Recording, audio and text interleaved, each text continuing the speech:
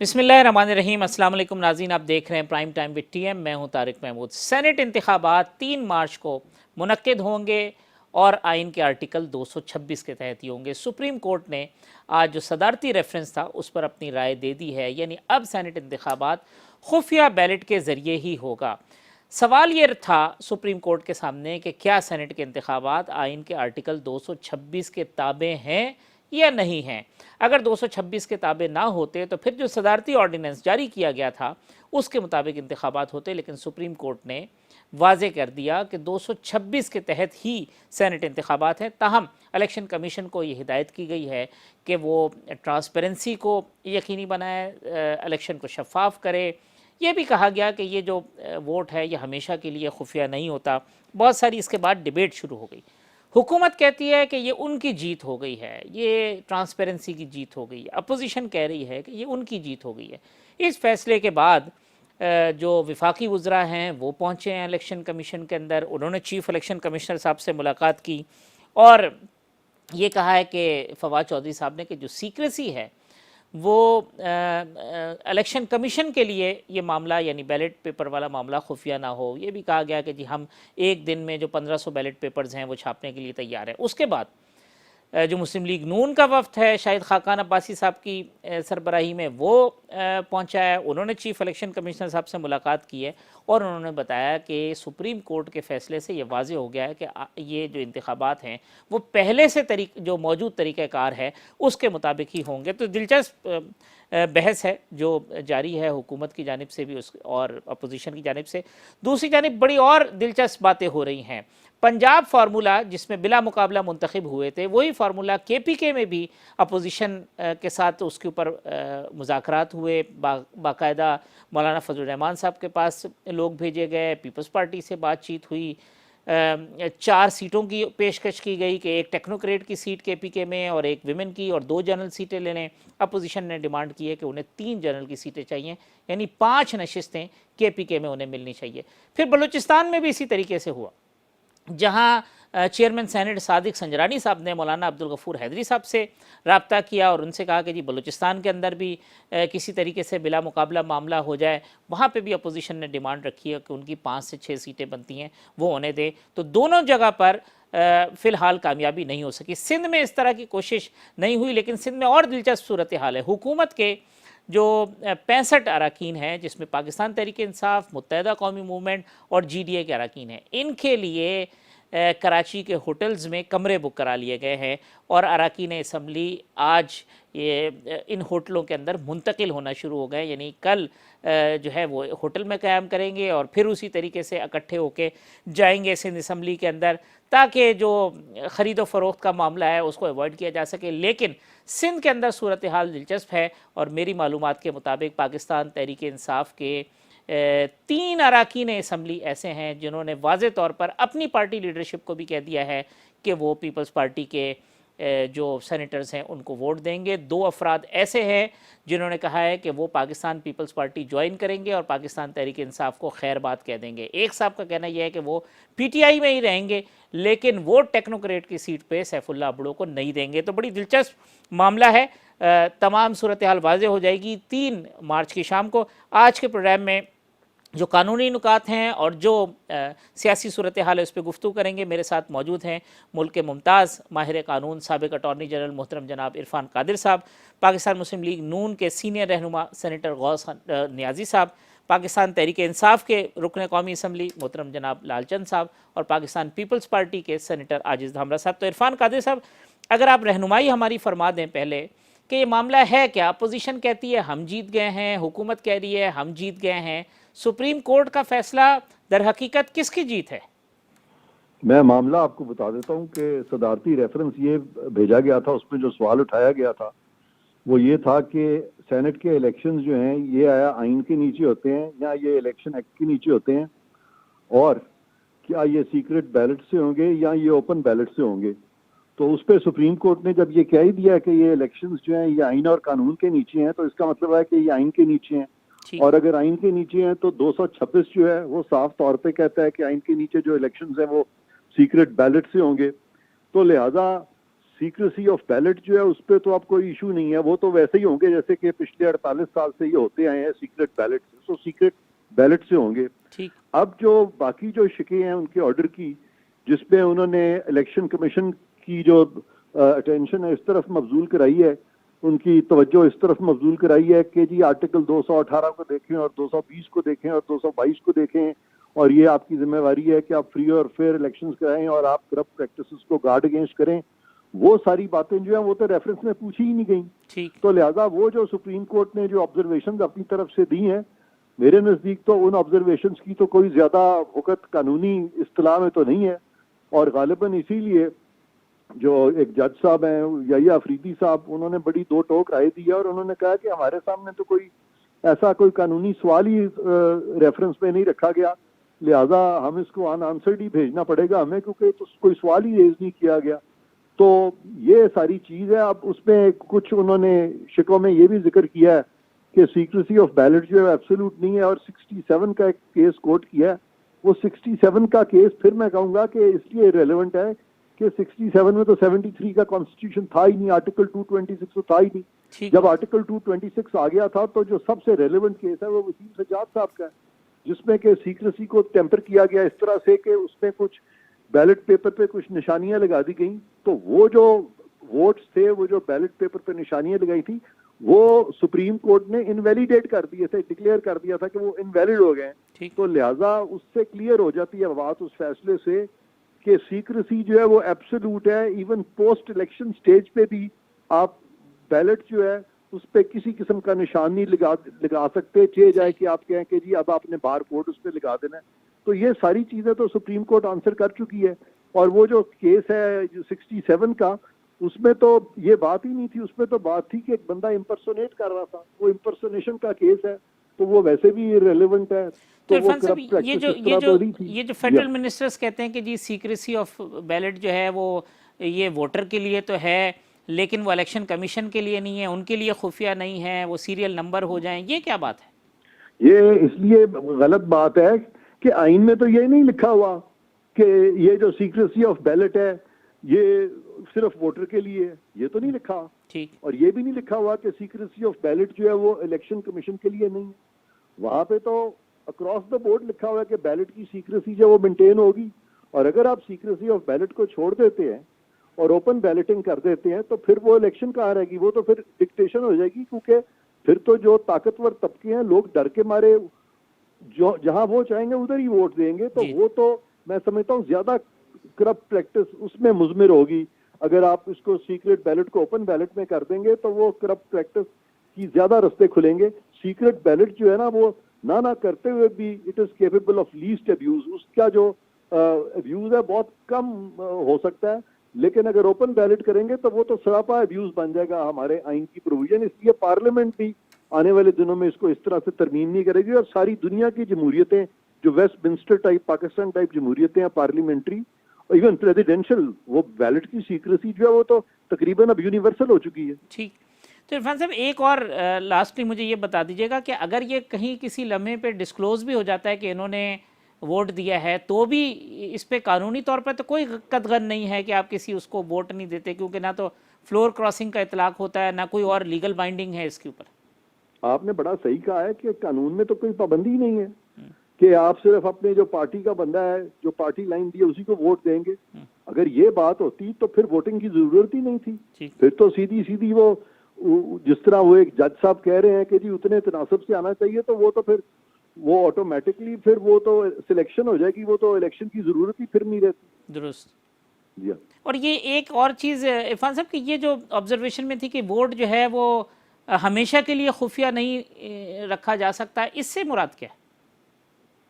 ये तो supreme court ही वजाहत करेगी, क्योंकि ये वाला तो क्वेश्चन सुप्रीम कोर्ट के सामने था ही नहीं। ठीक कि यानी सदारती रेफरेंस में ये थोड़ा ही पूछा गया था कि वो हमेशा के लिए खुफिया होगा या थोड़ी देर के लिए खुफिया होगा, ये तो सवाल ही नहीं था। सवाल तो बड़ा सीधा था कि आया खुफिया बैलेट है या नहीं है खुफिया बैलेट, तीसरी तो कोई बात ही नहीं थी। ठीक। ये जो बीच में इस तरह की जो इस्तिलाहें बीच में आ गई हैं, ये कैसे आ गई हैं? और 4 सुप्रीम कोर्ट के जजेस जो उन्होंने कंकरेंटली एक व्यू दे दिया जो कि हैरानकुन है, क्योंकि जस्टिस याहिया अफरीदी मेरे नजदीक जिनका व्यू बहुत ज्यादा सही है, तो क्लैरिटी के साथ है, उन्होंने कहा बनता ही नहीं है वापस भेज। उन्होंने दिया है, वो मैं समझता हूँ कि वो दुरुस्त व्यू है। और ये 4 व्यूज जो है ये कंकरेंटली गलत हो जाना, ये मैं तो I take it very seriously कि मतलब पाकिस्तान का हाईएस्ट कोर्ट जो है वो 4 जजेस कंकरेंटली एक ऐसा व्यू दें जो कि रेफरेंस से भी मुताबिकत ना रखता हो, कानून और आइन से भी मुताबिकत ना रखता हो, और फिर उसमें जजमेंट्स जो हैं वो भी सही तरह से ना कोट की गई हो, तो ये बड़ी सीरियस चीज़ है।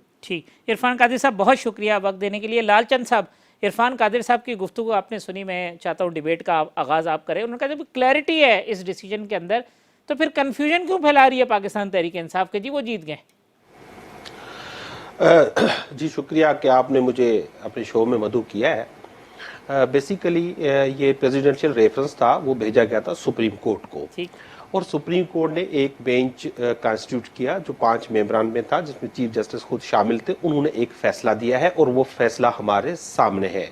हर कॉन्स्टिट्यूशनल एक्सपर्ट और लीगल एक्सपर्ट की अपनी राय, अपने मुफादात हो सकते हैं, वो अपनी राय दे सकता है, लेकिन जो हमारे सामने फैसला आया है सुप्रीम कोर्ट का, जो अपेक्स कोर्ट है, हमें उस फैसले की कदर करना चाहिए और हमें उस फैसले को मानना चाहिए। अच्छा, ये कह रहे हैं कि वो बात खत्म हो गई है, 226 के तहत इलेक्शन होना है। अगर बात खत्म हो गई है तो इसमें पैराग्राफ 5 और 6 ऐड नहीं होते। 5 में सीक्रेसी को कह दिया गया है कि ये अल्टीमेट नहीं है, ये फाइनल नहीं है, ये टाइमिंग के हिसाब से उस पर कोई फैसला लिया जा सकता है। और नंबर 6 कहता है कि इलेक्शन कमीशन को सेफगार्ड करना है, करप्ट प्रैक्टिस के खिलाफ फ्री फेयर ट्रांसपेरेंट इलेक्शंस कराना है। उसके लिए सुप्रीम कोर्ट ने जो तजवीज़ किया है वो ये किया है कि टेक्नोलॉजी का, they are required to use technology, तो टेक्नोलॉजी के इस्तेमाल का यूज जो है सुप्रीम कोर्ट ने इलेक्शन कमीशन को करने को कहा है। अब आप देखिए, जो इरफान कादिर साहब ने बात की कि 1973 का कॉन्स्टिट्यूशन, यस एग्री, हम सब ने उसके तहत हल्फ लिया हुआ है, लेकिन मुझे बताएं 1973 के बाद एक भी इलेक्शन ऐसा हुआ हो जो मुतनाज़ा ना बनाओ। उसकी वजह यह है कि उसमें ट्रांसपेरेंसी नहीं रही, इलेक्शन कमीशन उसको रोकने में नाकाम रहा है। और अब भी अगर एक्स्ट्रा ऑर्डिनरी था कि 67 के जिस केस का हवाला दिया गया है उस केस का तो वो तो एप्लीकेबल नहीं होता, क्योंकि ये जो इलेक्शन एक्ट है, ये बाकी चीजें वो 73 वो मैं माफी के साथ में आपके बताऊं, it is upon the secrecy. वो आर्टिकल के बारे में नहीं था कि उस वक्त आर्टिकल 226 था या नहीं था। उसने बताया है कि सीक्रेसी अल्टीमेट नहीं होती। और मैं कह रहा हूं कि ये सब कुछ जो हो रहा है वो इलेक्शन अपना सुप्रीम कोर्ट में जाना और इस फैसले का आना और जबरदस्त किस्म का सुप्रीम कोर्ट का फैसला आना, वो ट्रांसपेरेंसी को जो है यकीनी बनाने के लिए है। अब ये अगर कोई सवाल पूछता है कि भाई क्यों, आखिर क्यों सीक्रेट बैलेट, क्यों ओपन, क्यों नहीं, तो ये जवाब इनका ये होता है, जो पीडीएम की जमायतें हैं खास तौर पर, वो कहती हैं कि लोग अपने जमीर के हिसाब से हमें वोट करेंगे या किसी को भी कर देंगे। तो ये तो बेसिकली उनको, ये खुद ऐसे लोगों को लोटा कहते रहते हैं जो अपना, ये तो हम तो उसको जमीर बेचने वाला कहते हैं, ये जमीर खरीदने वाले बनना चाहते हैं, ये बैग से इस्तेमाल करना चाहते हैं। देखिए, इलेक्शन कमीशन के पास अब वो फैसला आ चुका है और मेरा ख्याल है कि इलेक्शन कमीशन इस वक्त सेशन में है और मैं उम्मीद रखता हूं कि वो जो फैसला देगी, ये न सिर्फ फैसला सुप्रीम कोर्ट ने दिया, ये पाकिस्तान की कौम, पूरी कौम ये चाहती है कि ये सेनेट में जो कारोबार होता है, ये उनके मेंबरान जो बिकते हैं वो खुद की नहीं, उस कंसर्न सूबे की, उसको इलेक्ट करने वाले अवाम की भी तौहीन करते हैं। वो सब लोग चाहते हैं कि ये तौहीन बंद हो। आपका पॉइंट आ गया जी। सेनेटर गौस नियाज़ी साहब वो कहते हैं जी कि ये तो क्लैरिटी हो गई है और हमारे हक में क्लैरिटी हुई है, ट्रांसपेरेंसी को यकीनी बनाने का कहा गया है इलेक्शन कमीशन को, तो अब बॉल इलेक्शन कमीशन के कोर्ट में है। जी हाफिज साहब बहुत शुक्रिया। बात यह है कि ये हुकूमत की आदत है कि हर चीज़ को कंट्रोवर्शियल बनाती है। अब एक मशवरा सुप्रीम कोर्ट से मांगा गया, उन्होंने मशवरा इलेक्शन कमीशन को दे दिया, उसमें कोई हुक्म नहीं है कि ऐसे करो ऐसे करो, उसकी एक एडवाइस है। अब ये सुप्रीम इलेक्शन कमीशन की सवाबदीद है।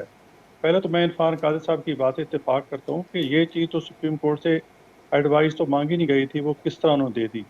उन्होंने याहिया अफरीदी के मौक़िफ़ से जो है वो अटॉर्नी जनरल हैं आपका साबिक, उससे उन्होंने इत्तेफाक किया और मैं भी इत्तेफाक करता हूँ कि सदर साहब की ये जो रेफरेंस भेजा है वो तो उस पर कोई तुक नहीं बनती थी। और ये सदर साहब की दूसरी तीसरी दफ़ा है कि इस तरह की उनके खिलाफ जो है ना इस तरह की कोर्ट्स जो है अपनी ऑब्जर्वेशन या फैसला देती हैं। इससे पहले पाकिस्तान मेडिकल कमीशन में जो जस्टिस इस्लामाबाद हाई कोर्ट के जस्टिस ने यही फरमाया था कि सदर साहब ने ऑर्डिनेंस नाफिज करता अपना माइंड ही नहीं अप्लाई किया। अब याद अफरीद साहब का दूसरे कमांडर के एक मेरे ख्याल में दूसरा जो आईलैंड था सिंध वाले उसमें भी उनका फैसला है। तो मुझे तो सदर साहब के भी इनकी इम्पीचमेंट होनी चाहिए और सदर साहब की सोचना चाहिए कि ये कैसी चीज़ें जो है वो कर रहे हैं। और ये हुकूमत की रहते कंट्रोवर्शियल। आप देखो इस छोटी सी एक चीज़ थी कि जी इलेक्शन ओपन बैलेट से होना चाहिए, सीक्रेट होना चाहिए। तो उसमें इन्होंने क्या किया, एक तरफ एक्ट ले आया असम्बली में, ऑर्डिनेंस दूसरी तरफ जी ऑर्डिनेंस ले आए। मतलब है आप इदारों को आपस में लड़ाना चाहते हैं, हर चीज़ को कंट्रोवर्शियल बनाना। आप देखो ना सुप्रीम कोर्ट ने फैसला दे दिया, ये हुकूमत इलेक्शन कमीशन जा धमका, भाई वो कौन पढ़ हैं, वो इलेक्शन कमीशन है, जो फैसला होगा उस मुताबिक करेंगे। ठीक नहीं जी ऐसे करो ऐसे करो, ऐसे एक प्रेशर बिल्टअप करना चाहते हैं, ठीक मतलब इदारों को प्रेशराइज करना चाहते हैं। जी आजिज तो धामरा ये साहब, आप मेरे ख्याल जी गौस नियाज़ी साहब की जी, तो बात से मेरा जी जी इत्तेफाक करते जी हुए कहते हैं जी कि इलेक्शन कमीशन को प्रेशराइज करना चाहते हैं, क्लैरिटी आ गई है, सुप्रीम कोर्ट ने बता दिया है। लालचंद साहब कहते हैं कि नहीं, उसका पैराग्राफ 5 और पैराग्राफ जो 6 है वो इसमें है कि जी इलेक्शन कमीशन अब ट्रांसपेरेंट करेगा, डिजिटलाइज करे, मॉडर्न टेक्नोलॉजी इस्तेमाल करे ताकि करप्शन को रोक सके। देखिए मेरे ख्याल में अब जो पीटीआई की जो सूरत हाल है वो दिल को बहलाने के लिए ख्याल अच्छा है गालिब कि इन बेचारों को, इनकी क्या पोजीशन है, इन बेचारों को वो कह देते हैं कि आपको ये बात करनी है, ये बात करनी है, ये बात करनी है। मैं गुज़िश्ता कई दिनों से ये बातें कर रहा हूँ कि एक उधारी पीटीआई जो है वो कब्जा कर चुकी है और मोहतरम इमरान अहमद नियाज़ी साहब के लेफ्ट राइट जो है वो उनका इतना गलबा हो चुका है कि एक पीटीआई नजरियाती, एक उधारी और नजरियाती पीटीआई को इन्होंने वक्त कर दिया है कि शाम 7 बजे से रात 11 बजे तक आपको टॉक शो में बस ये सबक पढ़ना है। तो ये बेचारे सबक पढ़ रहे हैं और खौफ किस बात का है, डर किस बात का है। आपको मालूम होगा कि आज भी सिंध असेंबली के एक रुकन ने, जो कराची से इनका एक रुकन असेंबली है कबूर साहब, उन्होंने कह दिया है कि मेरी पार्टी आवाम से जो वादे किए गए थे उन वादों पे पूरा नहीं उतरी है, इसलिए मैं सेनेट में उसको वोट नहीं दूंगा। ये दरअसल खौफ है और इस खौफ से बचने के लिए इन्होंने, एक तो वो बेचारे जो सदर मुमलिकत है, मुझे उससे हमदर्दी है, उनसे आए दिन कोई ना कोई ऑर्डिनेंस निकलवा देते हैं। अब उस ऑर्डिनेंस का क्या हुआ, वो जो एडवाइस थी उसका क्या हुआ, अभी भी इनकी दिल की आग जो है वो ठंडी नहीं हो रही और जो खौफ है वो इनका पीछा कर रहा है। और एक डरावना ख्वाब जो एक आता है इंसान के पीछे और बंदा भागता रहता है कि मैं किसी पनाह में छुप जाऊं। अभी इलेक्शन कमीशन पे ये और प्रेशराइज कर रहे हैं कि जी ये होना चाहिए वो। भाई अदालत ने ये कहा है कैटेगोरिकली कि जो आइन में दर्ज है सीक्रेट वोट का, आप उसको ओबलाइज करना पड़ेगा। आप इस गलतफहमी से बाहर निकल आए कि बादशाह सलामत का ये ख्याल है, क्योंकि उन्होंने अपने दोस्तों को नवाजना है टिकटों में और उधारी पीटीआई को, और नजरियाती पीटीआई रिस्क कर रही है। तो बादशाह सलामत का ये ख्याल था कि ओपन हैंड हो जाए। क्यों भाई, आपकी बात यही है, आपको ये अमेंडमेंट करनी है 2/3 मेजॉरिटी से, और 2/3 मेजॉरिटी के लिए आपको पार्लियामेंट में तमाम जो स्टेक होल्डर है उनसे बात करनी पड़ेगी। आपने बजाय बात करने के लिए आपने गालियां दी हैं। आप कह रहे हैं कि अपोजिशन जो है वो चोर और डाकू है, अवाम इनकी बात नहीं सुनेगी। जी जनाब आला, थोड़ी देर के लिए हमने तस्लीम कर लिया, 3 तारीख जो है वो करीब है, हम शिकस्त खा जाएंगे, क्योंकि आप बड़े सो कॉल्ड जो क्रेडिबल हैं, लोग आपके पीछे हैं, वोट लेके आपके पीछे चल रहे हैं कि हम आपको वोट देंगे। तो भाई आपको खौफ किस बात का है? सुप्रीम कोर्ट ने कह दिया एक दिन बीच में है, आप इलेक्शन करवाने दें, आप जीत जाएंगे। दूध का दूध पानी का पानी हो जाएगा 2 दिन के बाद। लालचंद साहब, खौफ किस चीज़ का? इस बात का कि जो पाकिस्तान तहरीक इंसाफ के अरकान असम्बली हैं वो नाराज़ हैं, वो अनाउंस कर रहे हैं कि जी हम वोट नहीं देंगे आपके सेनेटर्स को, उम्मीदवारों को, ये खौफ है? देखें, गौ साहब ने कहा कि सुप्रीम कोर्ट की एडवाइस है, ऑर्डर नहीं है, और मैं नहीं समझता कि सुप्रीम कोर्ट की एडवाइस को भी कोई निगलेक्ट किया जा सकता है। और इम्पीचमेंट की भी बात की तो इन्होंने दम है तो ज़रूर इम्पीचमेंट ले आए। मैं हर प्रोग्राम में ये कह रहा हूँ, ये इमरान खान की जमात है, इसमें टॉलरेंस है। ये किसी वडेरे, किसी भौतार, किसी ये मद्दारी की जमात नहीं है जिसमें आवाज उठाना कोई जुर्म हो।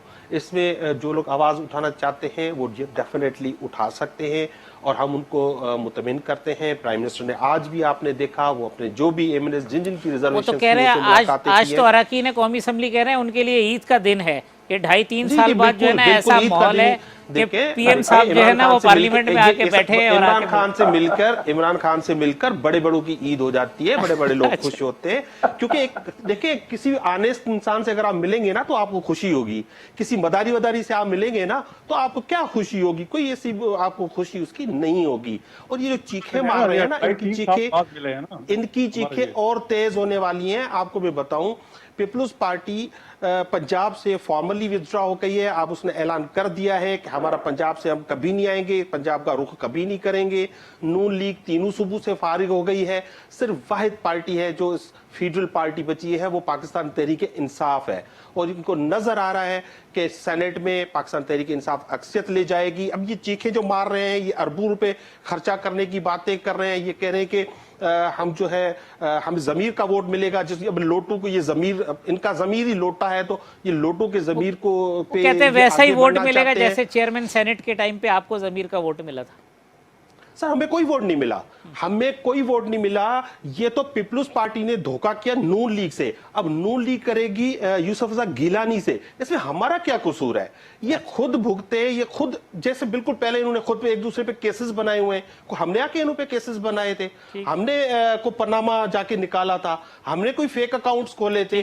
तो ये इनकी जो है आखिरत है, इनकी सियासी आखिरत है, ये इनका सियासी मैदान में आखिरी दिन चल रहे हैं और ये आखिरी जो हिचकोले ले रहे हैं। इनको सियासत से हटना पड़ेगा क्योंकि अब पाकिस्तानी अवाम क्या चाहती है वो सोचना पड़ेगा। इस वक्त पाकिस्तान की अवाम देख रही है सिर्फ एक वाहिद जमायत, इमरान खान खड़ा है कि वो चाह रहा है शफाफियत हो, बाकी सब मिल गए हैं, सब मुनाफकत पे उतर आए हैं। जो सीओडी में कहते थे वो नहीं कर रहे, एक कमेटी ऑफ होल बनी थी सेनेट की उसमें जो तजावीज दी थी वो नहीं कर रहे। तो ये अपनी ये हजरत अली का मैं कौल बताता हूं कि जो मुनाफिक है वो काफर से ज्यादा खतरनाक है। अच्छा, तो ये मुनाफकत को छोड़ना पड़ेगा। चले मैंने ब्रेक लेना है, न्याय से पहले ये जरा होगा और ये अपोजिशन को ट्रांसपेरेंसी पे आना होगा। ये इस मुल्क की, इस कौम की, इस लोगों की ये जवाब तो लालचंद साहब लूंगा मैं ब्रेक के बाद। पहले न्याजी साहब से ब्रेक से पहले ये बता दें कि ये न्याजी साहब क्या धोखा करने वाले हैं आप यूसुफ रजा गिलानी साहब से? वो कहते हैं जिस तरह पीपल्स पार्टी ने धोखा किया था चेयरमैन सेनेट पे। फहमी है, मतलब पातितमादी की फिजा पैदा करना, झूठ बोलना, डटाई से झूठ बोलना, ये पीटीआई की आदत है। आज तक देख लो 20 सितंबर को से हमने तहरीक चलाई है, पीटीएम की रोजाना कहते हैं टूट गई जी, फलां अलहदा हो जाएगा जी, हमजा शहबाज ये हो जाएगा, मरियम का अलहदा भी हुआ है, सरदारी के ये भी हुआ फलां। अल्हम्दुलिल्लाह सारा पीटीएम अभी तक चल रहा है। और अभी मेरे दोस्त फरमा रहे थे ना कि जी 4 सूबों की जमात है, बलूचिस्तान में तो आपने कैंडिडेट खड़ा ही नहीं किया, आपको वहाँ वोट न वोट मिलने की उम्मीद है न किया। और सिंध से जो 3-4 एमपीए इस तरह की अनाउंसमेंट कर रहे हैं, ऐलान कर रहे हैं, ये नहीं कुछ छुप के। और जो तो रिजल्ट आएगा आपको पता चलेगा। मुझे लगता है सिंध में भी इनको कुछ नहीं मिलेगा। तो ये एक मतलब ऐसी फिजा बना रहे हैं। चलें ये धामरा साहब से पूछते हैं ब्रेक के बाद जी, ब्रेक के बाद धामरा साहब से पूछते हैं सिंध में क्या मिलेगा पीटीआई को। वक्फे के बाद आते हैं तो गुफ्तगू के सिलसिले को जारी रखते हैं।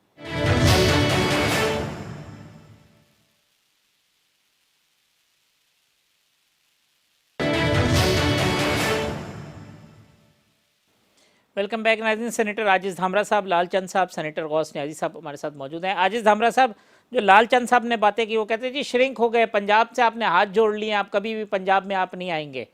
और गौस न्याजी साहब कहते हैं कि सिंध में इनको बड़ा झटका मिलेगा। दोनों बातों का जवाब आपसे चाहता। देखिए पहली बात तो ये वही केसेट है, मेरे ख्याल में गलती से ये पुरानी केसेट लगा दी है लाल माली साहब ने, ये कौम ने पहले ही सुनी हुई थी और बहुत अरसे से पीटीआई के टेपर कार्ड से ये पुरानी केसेट सुनती आ रही है कौम, इसलिए ये सिर्फ टाइम पास करने टास्क शो में बैठ गए हैं। और दूसरी बात इन्होंने कहा कि चिल्ला रहे हैं हम। अच्छा, चिल्ला कौन रहा है? चिल्ला रही है कौम। दवाई महंगी होने से, पेट्रोल महंगा होने से, बिजली महंगी होने से, आटे के गायब होने से, चीनी के महंगी होने से आपने कौम को चिल्ला के रख दिया है और उसकी हिमायत में चिल्ला रही है फिर पीडीएम। इसलिए ये चीखने की आवाजें केपीके से आ रही हैं, सिंध से आ रही है, बलूचिस्तान से आ रही है, वफाक से आ रही है। ये पीडीएम के चीखने को छोड़ दें आप, क्योंकि आपने कहा कि हम डाकू और चोर हैं। ये चिल्लाने की आवाजें और चीखे की डरोना जो चीखें आ रही है ना, वो आ रही है विद इन द पीटीआई।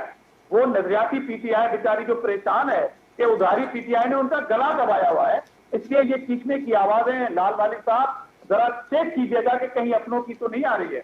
और आपने कहा कि ईद होती है, जब खान साहब से इनके कोई लोग मिले होंगे, जी जनाब आला, ये कैसा ईद का चांद था जो अपने ही 8 साल से की हुई हुकूमत केपीके के अंदर गया तो 14 एमएनए ने मिलने से इनकार कर दिया और ईद मनाने से इनकार कर दिया, उस चांद के करीब जाने से इनकार कर दिया।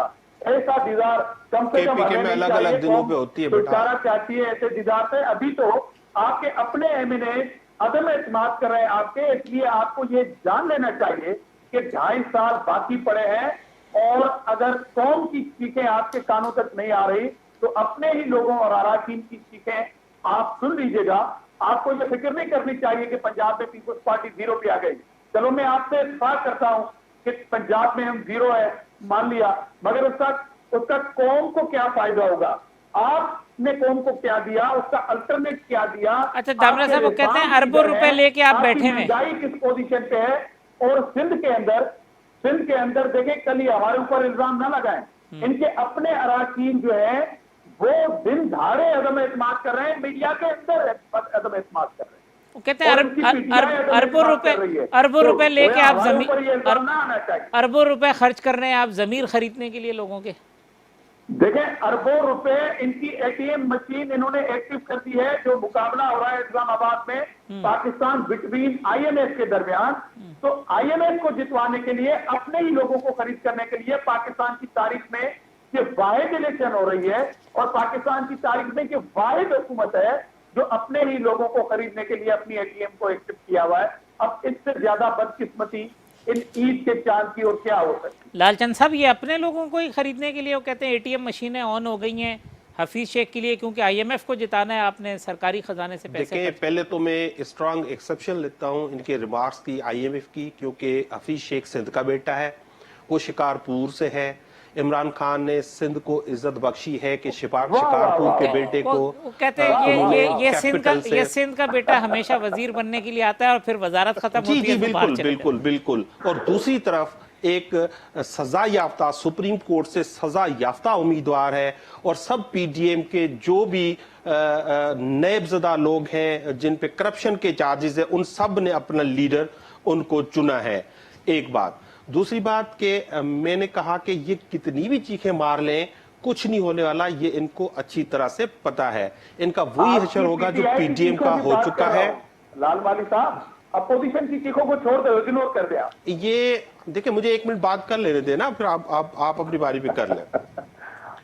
पीडीएम की जो चीखें निकल रही हैं, पीडीएम जिस तरह बुरी तरह नाकाम हुई है, कल के अखबार देख ले, आज के अखबार देख ले, कोई जिक्र ही नहीं है कि रैली का क्या हुआ, लॉन्ग मार्च का क्या हुआ, खामोशी छा गई है। नून लीग में हमजा नवाज के बाहर आने से ही मरियम नवाज के जो रंग उड़ने लगे हैं और एक अजीब सी खामोशी तारी हो गई है, और वो एक टूट फूट का नून लीग भी टूट फूट का शिकार हो गई है। तो अब ये जो इलेक्शन होंगे 3 तारीख को, इनको इंशाल्लाह कैपिटल में भी, सिंध में भी, हर जगह पे सरप्राइज मिलेगा, और ये भूल जाए इंशाल्लाह आज जो इलेक्शन कमीशन फैसला करेगा वो इसकी कौम की उमंगों के मुताबिक होगा, और इनको सख्त मायूसी होगी। अगर लालचंद साहब आपकी सीटें कम हो गई और अपोजिशन ज्यादा जीत गई, तो ये तो नहीं कहेंगे कि आपके लोग इन्होंने खरीद लिए पैसों से? देखें, हम तो ट्रांसपेरेंसी में यकीन रखते हैं। देखें, इन्होंने हमारी बात पंजाब में मान ली, पंजाब में इन्होंने हमारी बात मान ली। पंजाब में नून लीग ने कहा कि हमारा मैंडेट इतना है, पीपल्स पार्टी का कुछ नहीं है, इनको भगा दें इनको।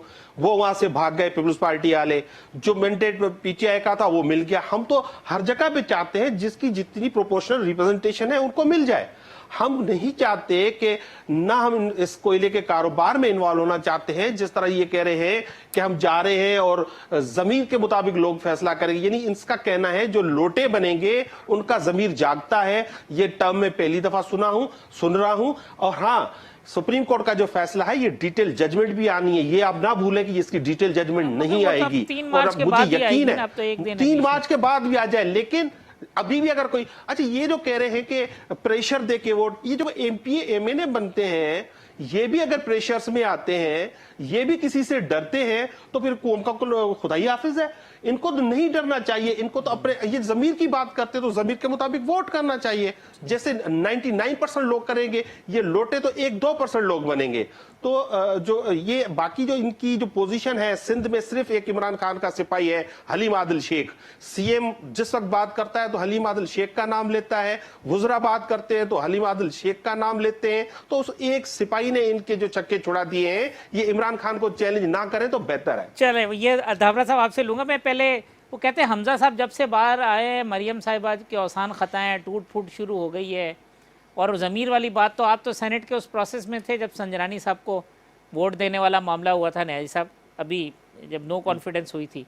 तो ये ज़मीर चला जाता है फिर वापस आ जाता है, ज़मीर का मामला क्या है? नहीं, अभी पहले हमजा और मरियम वाली बात की, उसमें मैं कहूँ कि मरियम ने साहिबा ने तो इस्तकबाल किया है हमजा शहबाज का, और हमजा शहबाज ने मरियम नवाज जिंदाबाद का नारा लगवाया। तो इसके बाद तो इनकी जो एक ख्वाहिश थी, और ये खिचड़ी बना रहे थे या नरेटिव दे रहे थे कि जी मुस्लिम लीग नवाज के दरमियान जो है दो नरेटिव हैं, एक एस्टेब्लिशमेंट के नज़दीक है, एक दूर है। वो जो तसर था उसकी नफी हुई है। हमजा शहबाज ने अगर मरीम नवाज का जिंदाबाद का नारा लगाया है तो उनकी एक मैसेज है पीटीआई के लिए और बाकी सियासी पार्टियों के लिए कि जी हम एक हैं, कोई समझा है कि हम अलग हैं, वो तो ऐसी बात नहीं है। और कल परसों तो वो इतना लंबा जुलूस है कि इकट्ठे घर तक पहुंचे हैं, तो खामोशी कब थी। ये अभी इलेक्शन हो लेने दें, ये 12 मार्च को इलेक्शन है, उसके बाद रैली और ये धरना जो है धूमधाम से होगा। ये घबराए नहीं, क्यों पीटीआई वाले घबरा रहे हैं। और दूसरी ये बात कि ज़मीर जागने वाली, देखो इसमें ज़मीर जागने वाली बात तो मैं नहीं कह सकता, किसी को हो सकता है कुछ पैसे का आंसर भी हो सकता है, लेकिन मेरे ख्याल में वो कहते हैं जब एमपीएज एमएनए सेनेटर ये लोग हैं, ये दबाव में आ जाते हैं, ये खौफ में आ जाते हैं, लालच में आ जाते हैं, तो फिर क्या बात पीछे रह गई? लालच में तो शायद देखो हर ब्लैक शीप हर जगह होती हैं। मैं ये नहीं कहता कि सारे जो है दूध के तुले हुए हैं। जो भी शोबा है, वकला देख लें, जहाँ भी ब्यूरोक्रेट देख लें, सियासतदान देख लें, ब्लैक शीप तो होती हैं, वो करती हैं। लेकिन ऑन इन दी होल मैं कहता हूँ कि पार्लियामेंटेरियन बहुत अच्छे होते हैं। इसमें अगर 12 या 14 मेंबरान हमारे उस अदालत बाद में जिन्होंने वोट नहीं दिया था, या उसमें 4-5 कैंसिल भी हो गए थे। मकसद ये होता है कि मुख्तलिफ प्रेशर होते हैं जिनको शायद कोई बर्दाश्त नहीं कर सकते, किसी का कोई मुख्तलिफ। मैं ज़्यादा नहीं करता कि किस कहाँ से प्रेशर आता है, ये किस मुख्तलिफ इदारे समझ लो इन्वॉल्व होते हैं। तो इसमें ये कहना कि जी वो ज़मीर भेज देते हैं, इतने बहुत कम लोग होते हैं। दामरा साहब, वो कहते हैं एक हलीम आदिल शेख ने आपको चकरा के रखा हुआ है सिंध के अंदर। देखिए, पहली बात तो हलीम आदिल पे मैं आता हूँ। इन्होंने, पहले तो मैं इनको मुबारकबाद देता हूँ कि इन्होंने पीडीएम की एक अहम जमात पाकिस्तान मुस्लिम लीग नवाज से पंजाब में हाथ मिला लिया, गले लगा दिया।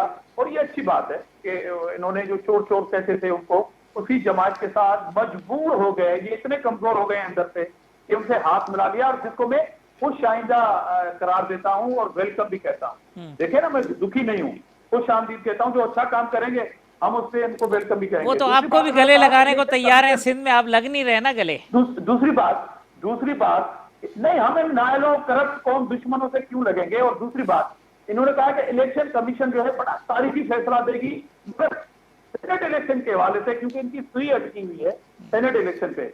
उसी इलेक्शन कमीशन ने एक फैसला दिया NA 75 पंजाब के हवाले से। ये जो इस प्रोग्राम में तारीफ कर रहे हैं लाल खाली साहब इलेक्शन कमीशन की, इनकी जमात ने उनको सुप्रीम कोर्ट में इस फैसले को चैलेंज करने का इरादा रख दिया है। देखिए, ये है दो चेहरे, टू फेस पॉलिसी, मुनाफिक की सियासत, कि आप इसी इलेक्शन कमीशन के उम्मीद रख रहे हैं कि वो बड़ा अच्छा तारीखी फैसला देगी, मगर उन्होंने एक बड़ा अच्छा तारीखी फैसला दिया पंजाब की जिमनी इंतखाब के हवाले से। उसको तो आप सुप्रीम कोर्ट में चैलेंज कर रहे हैं। सही। तो यार, ये तो आपकी मुनाफिक की सियासत की बड़ी इंतहा है, और ज़मीर की आवाजें आ रही हैं। मैं वही कह रहा हूं कि आप यह एडमिट करें कि जो 14 अराकीन ने नेशनल असेंबली ने जो आपके अपने ईद के चांस इमरान अहमद नियाजी से मिलने से इनकार कर दिया, क्या वो बिक गए हैं, क्या वो खरीद दिए जा चुके हैं? ये आप एडमिट करें, उनके ऊपर लगाएं कोई इल्जाम। अच्छा खासा था, क्योंकि वो तो ईद के चांद से महरूम हुए हैं और खुद महरूम हुए हैं। ये आवाजें सिंध से अच्छा, भी आ रही हैं। हलीम और आदिल शेख शेख की जहां तक इन्होंने बात की, देखें अगर ये हलीम आदिल शेख जिन्होंने पूरी कौम ने देखा, आपके तमाम एक मतलब 60 जो चैनल हैं उन्होंने, और सोशल मीडिया में मोबाइल की कैमरा के आंख में वो महफूज है किस तरह वो गुंडों को साथ लेके मैंडेट को उसी तरह चोरी करने आए थे जिस तरह ये पंजाब में कर रहे थे। अगर कानूनी कार्रवाई हुई है और ये उसको इमरान खान का सिपाही करार देते हैं, तो फिर आपकी क्रेडिबिलिटी का अल्लाह ही वाकिफ है कि एक गुंडागर्दी करने वाले शख्स को इमरान खान का सिपाही होने पे आपको नाज है, तो ये सिपाही आपको मुबारक होगा। ठीक है, मैं एक वक्फा ले लूं, वक्फे के बाद आते हैं तो धामरा साहब कंक्लूड करते हैं अपनी डिबेट को।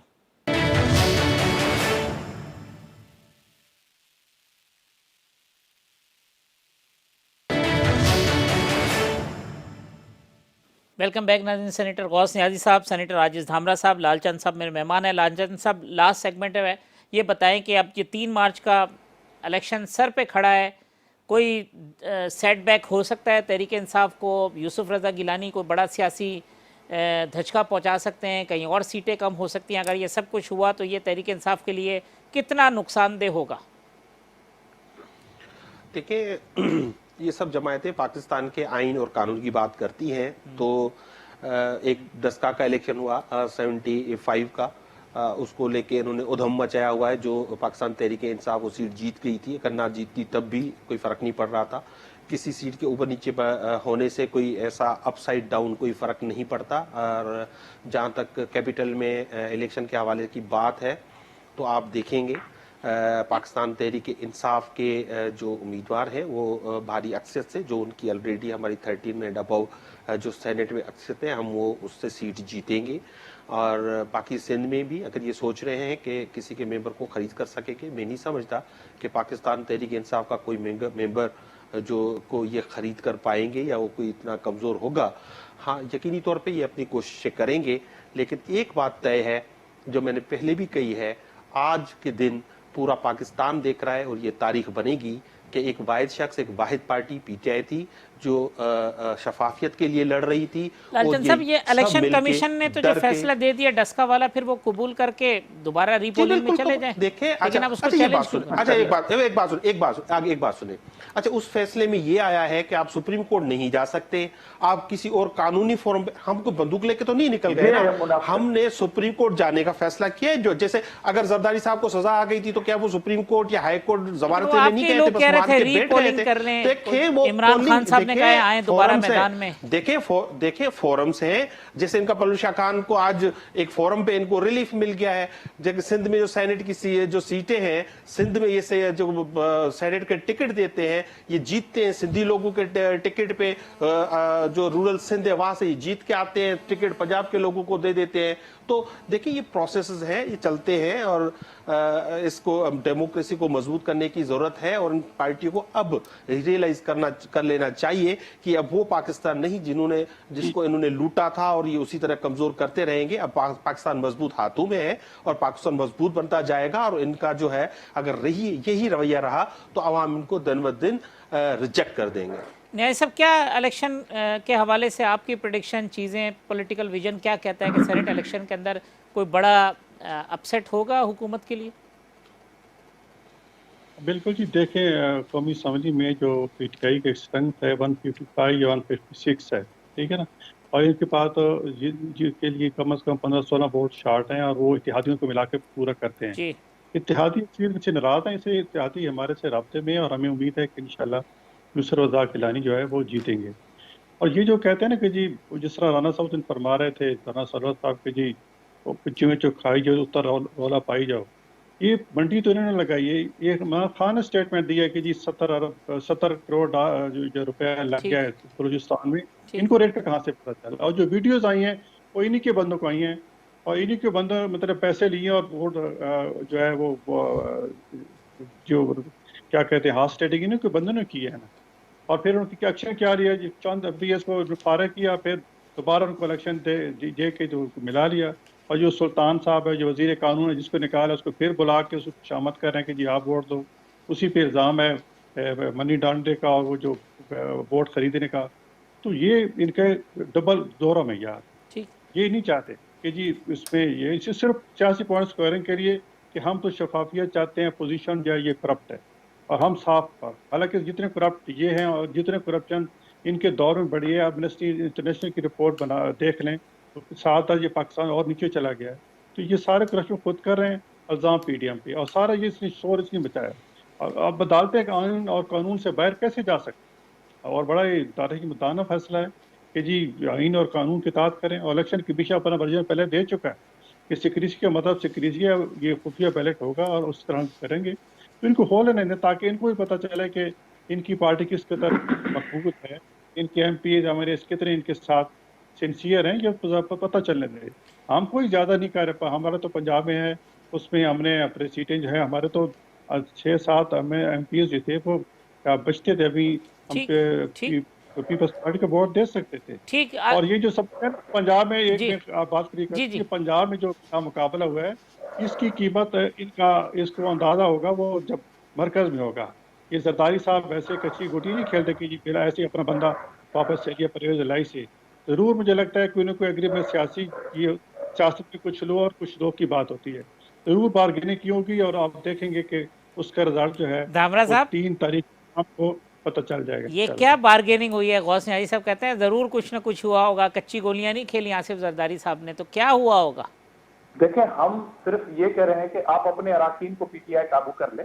अगर हमें शिकस्त देनी है इस्लामाबाद में तो ये सिर्फ अपने अराकीन को सिर्फ काबू में कर लें। और आप ये बताएं कि कौन सी ऐसी पार्टी है मौजूदा जो इलेक्शन हो रहे हैं सेनेट के जो सबसे ज्यादा परेशान है, जिसकी दौड़ें लगी हुई हैं, जो अपने टाइकोन्स को टिकट देना चाह रहे थे, जो ऐसे लोगों को नवाजना चाहते थे, जो बिलियन कह रहे हैं, जो नेबजुदा है जिनसे जो टिकटें दी हैं, उनमें सारे जो इनका इख्तिलाफ है वो कौन सी पार्टी में? हमारे कितने अराकीन हैं जिन्होंने प्रेस कॉन्फ्रेंस की होगी कि हम पीपुल्स पार्टी के कैंडिडेट को वोट नहीं देंगे, तो वो आपको पीटीआई नजर आएगी। और दूसरी बात, मैं लाल मालिक साहब से पूछूंगा कि क्या ये इंश्योर कराएंगे आज के प्रोग्राम में यस और नो की सूरत में कि अगर वो इस्लामाबाद की सीट जीत जाएंगे तो दवाई जो है पाकिस्तान की वो पुरानी हुकूमत के रेट पे वापस आ जाएगी इस खुशी में? जरा ये तो खुशखबरी दे दें। और ये भी बताएंगे कि आपने जो लॉ मिनिस्टर निकाला था केपीके से करप्शन के इल्जाम में, आप ये ऐलान करेंगे कि हम अपने ही करप्ट लोगों से वोट नहीं मांगेंगे सेनेट की इलेक्शन में, निकाल बाहर फेंकेंगे उसको? ये दोनों चीजों से हाँ और ना करवाते। जी लालचंद साहब ये बताएं, वो सुल्तान खान साहब कहते हैं जी फिर बुला लिया, चीफ मिनिस्टर बैठे हुए थे केपीके के उनके साथ, जिनको आपने मिनिस्ट्री से हटाया कि जी ये नोट गिनते हुए इनकी वीडियो आई है। देखें, पाकिस्तान की तारीख में ये वाहिद वजीर आज़म है और चेयरमैन पीटीआई हैं जिन्होंने अपने 20 एमपीएस को पार्टी से निकाला, और जैसे ये वीडियो आई तो उस पहले दिन ही उसको सैक कर दिया। देखिए, ये मिसाल हमारी पार्टी में मिलती है, ये चोरों की पार्टी में ये मिसालें नहीं मिलती, एक बात।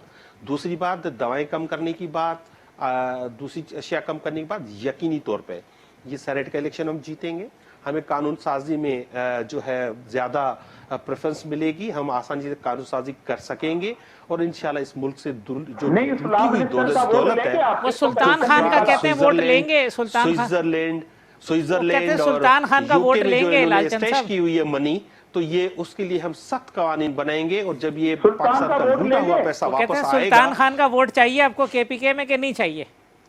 देखिए, ही इज अंडर इंक्वायरी और इंक्वायरी इलेक्शन कमीशन कर रहा है। ये अभी तो इलेक्शन कमीशन की बातें कर रहे थे, अभी वो इंक्वायरी तो फवाद चौधरी साहब कर इन्होंने, और हमने तो हटा दिया उनको, हमने तो इंक्वायरी कर दी, हमने तो कैबिनेट कमेटी बना के अभी इंक्वायरी हो रही है, अभी इंक्वायरी जब तक इंक्वायरी में जब तक तो वोट जायज है ना।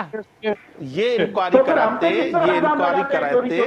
क्या अदालतों ने साबित किया है? हम तो जमानतों पे ये इंक्वायरी कराते कि सजानी को वोट क्यों दिए पीपल्स पार्टी ने, नवाज लीग के जो पीठ में इन्होंने छुरा लालचंद साहब कहते हैं आपकी इंक्वायरी हो तो बंदा जो है ना वो ठीक है, हमारी कोर्टों में केस चल रहे हो तो आप हमें चोर और डाकू कहते हैं। हटा दिया उसको, हटा दिया उसको लॉ मिनिस्ट्री से, ये बता दें आप उनको लॉ मिनिस्ट्री से हटा दिया। ये मुझे तो बताने की जरूरत नहीं। अब आपको सेनेट का टिकट नहीं दिया पार्टी ने तो उसमें मेरा क्या कसूर है? देखिए, मेरी आप मुझे आजिज भाई, मुझे आपसे बड़ी बहुत हमदर्दी है। आपने पीपुल्स पार्टी के लिए कुर्बानियां दी हैं। परवेज शाह खान की जगह पे आपको टिकट मिलता तो मुझे बड़ी खुशी हुई थी, लेकिन नहीं, पंजाब से लाके उनको टिकट दे दिया। लेकिन आजिज धामरा जैसे लोगों को टिकट दिया, बड़े अफसोस जैसी बात है। पंजाब से ला के आप मुंतखिब कराते हैं। आजिज धामरा का हक था, मैं कहता हूँ इस सीट में आजिज धामरा का हक था। ये परवेज शाह खान को ले आए। खवातीन की नशिस्त पे तो लालचंद साहब, खवातीन की नशिस्त पे तो नहीं लड़ना ना। इन्होंने खुद निकाला, पीपुल्स पार्टी ने नहीं निकाला। उसका ये वोट लेंगे नहीं लेंगे करप्ट का, ये बताए। और जब ये करप्ट नहीं थे तो काबीना से क्यों निकाला? सुल्तान साहब वही सवाल उन्होंने रख दिया घुमा के, फिर दोबारा कहते हैं बस एक बात बता दें कि उनका वोट चाहिए कि नहीं चाहिए। मुझे तो कह रहा हूँ ना, मुझे इनसे हमदर्दी है, मुझे इनसे बहुत हमदर्दी हो रही है। जिस तरह से इनकी तकलीफ है, मैं शेयर करता हूँ। एक बार फिर पुरानी आदत, ये इनकी पुरानी आदत है। कौमी वतन पार्टी को पिछली हुकूमत में इन्होंने निकाल दिया था और 2 मिनट बाद फिर मिला लिया था, क्योंकि हुकूमत नहीं चलती थी। अब इनको वोट की जरूरत पड़ी है तो ये सुल्तान खान को मना रहे हैं, अब इनसे कह रहे हैं कि आप वोट दें और बेशक करें। जी धामरा साहब, लास्ट सेंटेंस को बड़ा सरप्राइज। तो आपको और पूरी कौम को लग पता गया ना आपके प्रोग्राम में कि पीटीआई मुनाफिक पार्टी है। अब तो पता चल गया ना। मुनाफिक आप जैसी पार्टी, आपने सीओडी साइन किया और सीओडी साइन करने के बाद आप उससे मुनकर हो गए। आप जैसा तो मुनाफिक कोई है ही नहीं। हमने कौन सा सीओडी किया था? आपने सीओडी किया था। आपने कहा था एक दूसरे की चोरी को तहफुज देंगे, हमने तो नहीं कहा था। आपने कहा था कि ओपन बैलेट होना चाहिए। आज आप सुप्रीम कोर्ट में खड़े होकर कहते हैं कि नहीं ये खुफिया होना चाहिए और खुद को कहते हैं कि मुनाफिक नहीं है। इससे ज्यादा मुनाफिक कहां से आती है आप में? क्रेडिबल है आप। कहते हैं सीओडी साइन किया, फिर भी आप जो है ना वो सीक्रेट बैलेट की बात करते हैं। भाई ये रो के इनके लीडरान मुनाफिक है, सेनेट में खड़े होके रो के कहते हैं कि हम ये चाहते हैं। अराकीन को 50 ये करोड़ दे रहे थे, 50 करोड़ रुपए देना चाह रहे थे, मगर अदालत ने मना कर दिया। वो तो कोर्ट में कह दिया ना, वो ऐसी मीडिया वालों की खबरें जो ये पैसे कहाँ से आए? आप तो कहते हैं खजाना खाली है, मैं तो महंगाई इसलिए कर रहा हूँ कि मेरे पास पैसा नहीं है। तो ये 50 नहीं, बात आप ये जवाब देना, आपने सीओडी साइन किया था? नहीं, आप मोहतरमा बेनजीर के नजरिए से हट गए हैं कि नहीं? मोहतरमा ने ये कहा था कि नहीं कि वोट खुला होना चाहिए। आप जो है उससे मुकर गए हैं। आप मोहतरमा की पार्टी को हाईजैक करवा गए हैं। आप चोरों और करप्ट के लोगों के पास चले गए। आपकी मुनाफिकत का पता पड़ गया ना, आप सुल्तान का वोट लेंगे। मुनाफिकत तो आपने की सीओडी से, मुनाफिकत अभी तो इंक्वायरी आपने चल रही की है सेनेट चेयरमैन को अदम एतमाद में वोट ना देकर। ये आपके लोग कह रहे हैं 35 करोड़ रुपए में टिकटें बिकी है, आपके लोग कह रहे हैं, हम नहीं कह रहे। चले आजिज धामरा साहब, लालचंद साहब और सेनेटर गौस नियाज़ी साहब, इरफान कादरी साहब भी हमारे साथ प्रोग्राम में मौजूद थे। तमाम मेहमानों का बहुत शुक्रिया। कल इंशाल्लाह इसी वक्त इस प्रोग्राम में दोबारा मुलाकात होगी। अल्लाह हाफ़िज़।